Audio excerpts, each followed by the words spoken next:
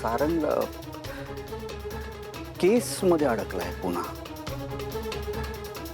मी त्याला म्हटलं की चल आज खूप महत्वाची बोर्ड मीटिंग आहे. म्हणाल नाही केस महत्वाची आहे मला. तो म्हणाला मी येतो म्हणून. येणार आहे तो. अरे पण तो आत्ता आई जाऊया. हो चल निघूया.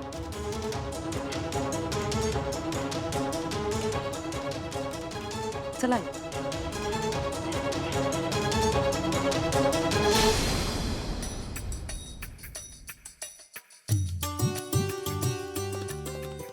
बाबा चहा.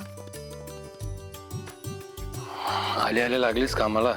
यात कसलं काम. मला आवडतं तुमच्यासाठी चहा बनवायला. पण खरं सांगू मी स्वप्नातही विचार केला नव्हता की मी पुन्हा या शहरात पाऊल ठेवेन.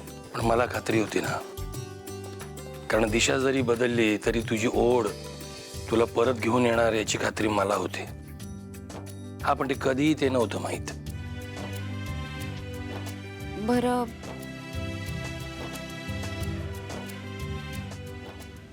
महेंद्र घरात सगळं ठीक आहे ना?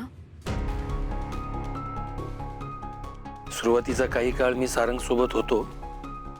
तिची अवस्था बघवत नव्हती मला.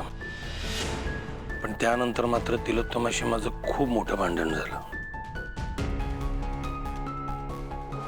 त्यानंतर माझ्या अलकाचा आजारपण आणि मग मेंदळे घर कायमचंच तुटलं. त्या मेंदळ्यांच्या घरात कोण कोणाशी बोलतंय, कोणाचं कोणाबद्दल काय मत आहे मला काही माहित नव्हतं आणि मला माहित करूनही घ्यायचं नव्हतं. मलाही जाणून घ्यायचं नाहीये. मी सहज विचारलं.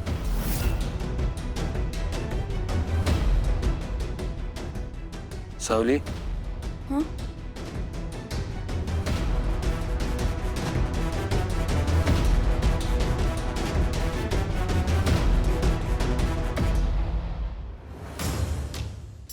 अबीर मोठा होतोय. तो त्याच्या बाबाबद्दल विचारत असेलच ना, कुठे आहे काय. नाही म्हणजे त्याच्या मित्रांचे बाबा बघितल्यानंतर त्यालाही प्रश्न पडत असेल की त्याचा बाबा कुठे आहे. काय सांगतेस? बाबा हरवले तुझे.